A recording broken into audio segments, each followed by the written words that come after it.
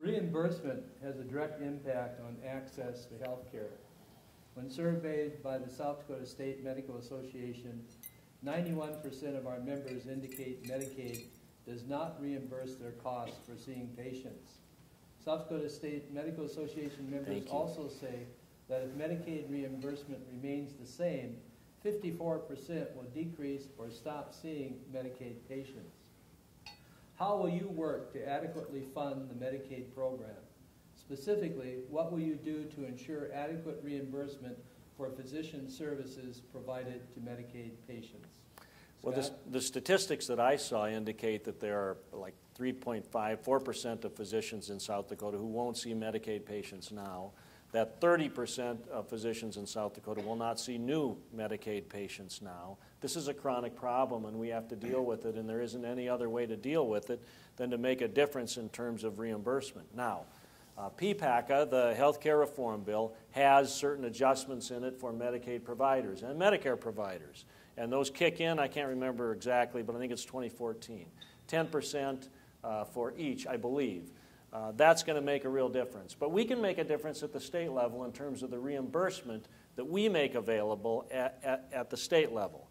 Last session, we attempted to do that. We offered legislation in the budget to increase K-12 education, Medicaid providers, and state workers at just 1.2%. The total price tag for all of that was less than $10 million, money that we gave to TransCanada, a crude oil pipeline, for an incentive they never asked for and didn't need. And these are the priorities in state government that have to be shifted. We need to move them upside down and change them. And that's the only way we're going to see anything different in terms of Medicaid providers in the state of South Dakota. That's something I fought for, something I believe in, but we need to change our priorities to make that happen. Dennis? You know, as I mentioned earlier, Medicaid, over the last 8 years, Medicaid expenditures from the general fund have grown 68%, outpacing other aspects of the state budget by a long margin. In the most recent years, as I mentioned earlier, the national recession has increased the number of Medicaid enrollees from what would typically be 2,000 a month to 5,000 and 6,000 a month. Now, the federal health care legislation may impact provider reimbursement rates, but they will also impact very significantly the number of Medicaid enrollees that will be added to the state rolls. Again, depending upon whose estimate you look at, 35 to 40 to 50,000 more Medicaid patients will come onto the state rolls. Given that environment, it's going to be difficult to, challenging to budget for Medicaid this year, much less provide for a provider increase. Now, economic development is, in the short run and in the long run, the answer to the problem. As we get the economy going again in South Dakota, as we provide more jobs, people come off the Medicaid rolls, as more goods are sold and bought, tax revenues from sales tax will go up. As more things are built, contractors' excise revenue will go up. And as that economy improves our budget situation, improving provider reimbursement rates will be a high priority. But until then, it's going to be difficult. Thank you, Dennis. You each have 1 minute. Scott? Well, as I listen to the Lieutenant Governor, what I hear him say is that nothing's going to change, that if he's elected, nothing's going to change. We have a Medicaid problem, and we're going to have a Medicaid problem going forward.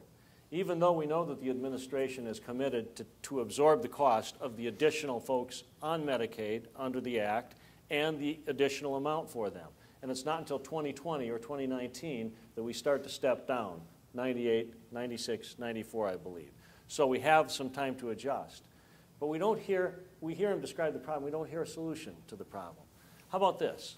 How about doing what other states do? Privatizing the way we handle Medicaid caseloads. Other states have successfully done that. They've made it cheaper, they've made it more efficient, they've used free market queues to manage the way we handle Medicaid caseloads. Why doesn't South Dakota try to do that? I offered a resolution in the 2007 session to try to make that happen. It was blocked by the administration. When I'm elected, one of the first things I'm going to do is look at that very problem. Thank you, Scott. Dennis, 1 minute. Privatizing Medicaid in other states to make it cheaper, translate reduce provider payments. Make it cheaper, translate reduce provider payments. So if that's the solution you want, then and Scott's your man. Scott's arithmetic does not work when you look at the budget. We have a $1.2 billion budget. Half of it is spent on education. Senator Heidepriem just said at the last session he proposed to spend more money on education last session. So at least half the budget he plans to increase.